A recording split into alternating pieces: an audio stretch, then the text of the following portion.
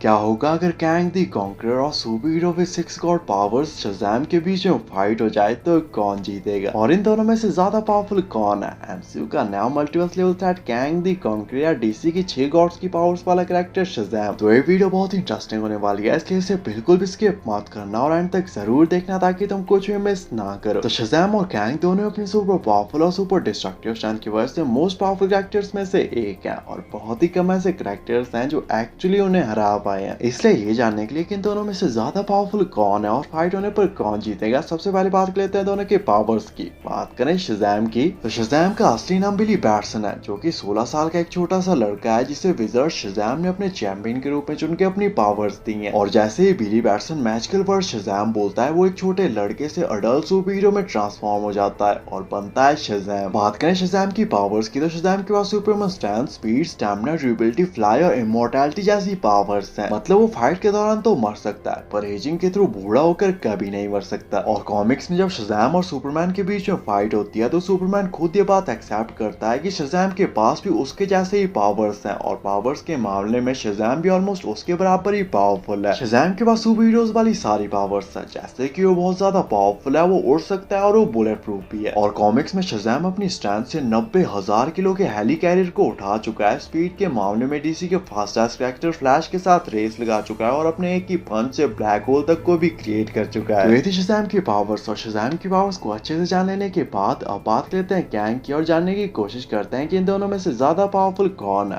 बात करें कैंग की तो कैंग एक नॉर्मल ह्यूमन बीइंग है जिसका असली नाम नथानियल रिचर्ड्स है, जिसकी स्टोरी शुरू होती है आज से लगभग 900 साल बाद 31st सेंचुरी फ्यूचर में। कैंग की स्टोरी बहुत कॉम्प्लिकेटेड है जिसमें time travel, timeline, multiple Kang, Kang के वेरिएंट्स और कैंग काउंसिल जैसी बहुत सारी चीजें हैं। तो नथानियल रिचर्ड्स 31st सेंचुरी में पैदा होता है और जैसा कि नाम से ही पता चल रहा है ये फैंटास्टिक फोर के रीड रिचर्ड्स की फैमिली को बिलोंग करता है, जो कि अभी तक पूरी तरह से कंफर्म नहीं है क्योंकि कॉमिक्स में बहुत सारे ऐसे इंसिडेंट भी हुए हैं जिससे ये पता लगता है कि ये डॉक्टर डूम से रिलेटेड है, जो कि अभी तक क्लियर नहीं है। और खुद कैंग भी ये नहीं जानता कि एक्चुअल में उसके एंसेस्टर्स कौन है। और इसी सवाल का जवाब जानने के लिए वो अपने पास्ट पर रिसर्च करना शुरू करता है और उसे पता चलता है रिचर्ड्स टाइटल, अर्थ 616, फैंटास्टिक फोर और डॉक्टर डूम के बारे में। और इसी दौरान उसे अपने एंसेस्टर्स की एक टाइम मशीन भी मिलती है और वो अपने सवालों का जवाब जानने के लिए टाइम ट्रेवल करता है और पहुंच जाता है एंशिएंट इजिप्ट में, जिसके बाद वो अपने मिशन को भूलकर और अपनी आइडेंटिटी को चेंज करके पूरे इजिप्ट को कैप्चर कर लेता है और वहाँ का एक फैरो बन जाता है, जो कि वहाँ के लोगों के लिए गॉड की तरह था क्योंकि वो फ्यूचर से आया था और वो ऐसी बहुत सारी चीजों के बारे में जानता था जो उस टाइम के लोग सोच भी नहीं सकते थे। और वो वहाँ पर पास्ट के सभी इवेंट्स, टाइमलाइन और आगे क्या होने वाला है सब कुछ जानता था। और वहाँ पर नथानियल आराम से रह रहा था पर तभी फैंटास्टिक फोर की टीम वहाँ पर आ जाती है टाइमलाइन को सिक्योर करने के लिए। और क्योंकि नथानियल के पास कोई भी सुपर पावर्स नहीं है इसलिए वो इस फाइट को हार जाता है और फैंटास्टिक फोर उसे उस टाइमलाइन से भगा देते हैं क्योंकि नथानियल एक नॉर्मल ह्यूमन बीइंग था। और ये बात याद रखना कि वो अभी तक कैंग द कॉन्करर नहीं बना है और ना ही उसके पास उसका टाइम ट्रैवल या फ्यूचर के एडवांस वेपन्स है। जिसके बाद नथानियल अपनी टाइम मशीन में बैठकर अपने टाइम 30th सेंचुरी में जाने की कोशिश करता है, पर क्योंकि उसकी टाइम मशीन बहुत पुरानी थी और ठीक से काम नहीं कर रही थी वो पहुंच जाता है करंट टाइमलाइन में, जहां पर एवेंजर्स, फैंटास्टिक फोर और डॉक्टर डूम ये सब होते हैं, जहां पर वो डॉक्टर डूम के साथ मिलकर पूरे अर्थ को कॉन्कर करने का प्लान बनाता है। पर इस टाइमलाइन में भी एवेंजर्स उसे बहुत बुरी तरह से हरा देते हैं, जिसके बाद वो फिर से अपनी टाइम मशीन में बैठकर दोबारा से अपने टाइम 30th सेंचुरी में जाने की ट्राई करता है। पर पता नहीं उसकी टाइम मशीन क्या ही है, इस बार वो पहुंच जाता है इस टाइम से 2000 साल आगे 14th सेंचुरी में। और जब वो यहाँ पहुंचता है तो वो देखता है कि ह्यूमंस और मशीन्स के बीच में वॉर चली हुई है और ह्यूमैनिटी ऑलमोस्ट खत्म होने वाली है क्योंकि उन मशीन्स के पास ऐसी वेपन्स थी जो उस टाइम की नहीं थी बल्कि काफी पुरानी थी, इसलिए वहाँ पर कोई भी उन वेपन्स को यूज करना नहीं जानता था। पर क्योंकि नथानियल पास से आया था और ये मशीन्स उसी के टाइम की थी इसलिए वो इन मशीन्स को यूज और ऑपरेट करना जानता था, जिसके बाद वो इस वॉर को रोकने की जगह इन वेपन्स और टेक का यूज करके खुद को अपग्रेड करता है, अपने लिए एक आर्मर बनाता है, 40th सेंचुरी की पूरी अर्थ को ही कॉन्कर कर लेता है, जिसके बाद वो एक न्यू आइडेंटिटी लेता है और नथानियल रिचर्ड्स से बन जाता है कैंग द कॉन्करर। जिसके बाद वो यहीं पे नहीं रुकता बल्कि अपने टेक और फ्यूचर के एडवांस वेपन्स का यूज करके उस टाइम की पूरी गैलेक्सी तक को कॉन्कर कर लेता है। इसके बाद की कैंग की स्टोरी में इतना ज्यादा टाइम ट्रैवल है कि उसे मास्टर ऑफ टाइम भी कहा जाता है और इसी टाइम ट्रैवल की वजह से उसके बहुत सारे वेरिएंट्स भी हैं। इसके अलावा कैंग की स्टोरी में काउंसिल ऑफ कैंग भी है जहाँ पर मल्टीवर्स के सभी कैंग है और वहाँ पर है एक प्राइम कैंग और इस प्राइम कैंग का सिर्फ एक मिशन है, हर एक टाइमलाइन के हर एक यूनिवर्स को कॉन्कर करना। बात करें पावर्स की तो कैंग एक नॉर्मल ह्यूमन बीइंग है जिसके पास कोई भी सुपर पावर्स नहीं है और कैंग की मेन वेपन और पावर पावर है उसका टाइम ट्रैवल और फ्यूचर का एडवांस टैक। साथ ही कैंग जीनियस लेवल इंटेलिजेंट, एक स्किल टैक्टिशियन और हैंड टू हैंड कॉम्बैट का मास्टर भी है, जिसके पास उसका फ्यूचर का एडवांस टैक और आर्मर है जो कि उसे सुपरमैन स्टैंड, स्पीड, स्टैमिना और ड्यूरेबिलिटी जैसी पावर्स प्रोवाइड करता है। साथ ही कैंग ने बैकअप प्लान के लिए अपने कुछ क्लोन्स भी बना के रखे हैं जो कि फिलहाल तो अनकॉन्शियस है, पर जैसे ही कैंग मरने वाला होगा कैंग का आर्मर उसकी कॉन्शियसनेस को उसके इन क्लोन्स में शिफ्ट कर देगा और कैंग उन क्लोन्स में दोबारा से जिंदा हो जाएगा, जो कि अलग अलग टाइमलाइन के अलग अलग यूनिवर्सेस में सेफ है। और ये चीज कैंग को ऑलमोस्ट इमॉर्टल बना देती है। वे थी कैंग की पावर्स, और कैंग और शज़ैम की पावर्स को अच्छे से जान लेने के बाद अब बात करते हैं फाइट कंपैरिजन की और जानने की कोशिश करते हैं कि इन दोनों में से ज्यादा पावरफुल कौन है और फाइट होने पर कौन जीतेगा। तो शज़ैम बहुत ही पावरफुल कैरेक्टर है जिसे विज़ार्ड शज़ैम ने उसकी पावर्स दी हैं, जो कि अपने एक ही पंच से ब्लैक होल तक को क्रिएट कर चुके हैं और पावर्स के मामले में ऑलमोस्ट डीसी के most powerful super hero Superman के बराबर पावरफुल है। पर फिलहाल बिली बैट्सन 16 साल का एक छोटा सा लड़का है जिसे अपनी ट्रू पावर्स के बारे में नहीं पता और ना ही वो ये जानता है कि इसे कैसे यूज करना है। तो उसी तरह बात करें कैंग की, तो कैंग द कॉन्करर बहुत ही पावरफुल कैरेक्टर है जो कि अपने टाइम के पूरे प्लैनेट्स, गैलेक्सी और टाइमलाइंस तक को कॉन्कर कर चुका है। पर शज़ैम अपनी करंट फॉर्म में भी कैंग से कई गुना ज्यादा पावरफुल है, क्योंकि कैंग एक नॉर्मल ह्यूमन बीइंग है जिसके पास कोई भी सुपर पावर्स नहीं है और वो फाइट में मोस्टली डिपेंड करता है अपने फ्यूचर के एडवांस टैक और वेपन्स पे। और शज़ैम बहुत ही ज्यादा ड्यूरेबल है और पावर्स के मामले में ऑलमोस्ट सुपरमैन के बराबर पावरफुल है, इसलिए कैंग के किसी भी अटैक का शज़ैम पर कोई भी असर नहीं होगा। कैंग बहुत ही पावरफुल कैरेक्टर है, but at the end of the day वो एक नॉर्मल ह्यूमन बीइंग है जिसके पास कोई भी सुपर पावर या ड्यूरेबिलिटी नहीं है, इसलिए वो शज़ैम के एक सुपर पावरफुल लाइटनिंग अटैक या सुपर पावरफुल पंच तक को सर्वाइव नहीं कर पाएगा। और एमसीयू का ये मल्टीवर्स लेवल थ्रेट शज़ैम के आगे 2 मिनट भी नहीं टिक पाएगा। और अगर शज़ैम को उसकी सभी पावर्स भी मिल जाए और उन्हें कंट्रोल करना सीख जाए तो ये फाइट और भी जल्दी खत्म हो जाएगी, क्योंकि अब शज़ैम की पावर्स और भी कई गुना बढ़ चुकी हैं और वो लाइट की स्पीड से ट्रैवल भी कर सकता है। हालांकि कैंग इस फाइट में नहीं मरेगा, क्योंकि कैंग जैसे ही मरने वाला होता है उसका आर्मर उसकी कॉन्सिस्टेंस को उसकी दूसरी क्लोन बॉडी में शिफ्ट कर देता है, पर फिर भी शज़ैम इस फाइट को इजीली जीत लेगा। इन दी एंड कैंग ना ही शज़ैम को मार सकता है और ना ही उसे हरा सकता है, जबकि शज़ैम कैंग को मार भी सकता है और उसे हरा भी सकता है। इसलिए शज़ैम इस फाइट का एक अल्टीमेट विनर होगा और फाइट में चाहे जो भी हो इन दी एंड जीतेगा शज़ैम ही। बाकी आपके हिसाब से इस फाइट की और क्या पॉसिबिलिटीज हो सकती हैं और नेक्स्ट वीडियो किस टॉपिक पे बनानी चाहिए कमेंट करके जरूर बताना। ऐसे अमेजिंग वीडियोस के लिए चैनल को सब्सक्राइब कर देना एंड थैंक्स फॉर वॉचिंग।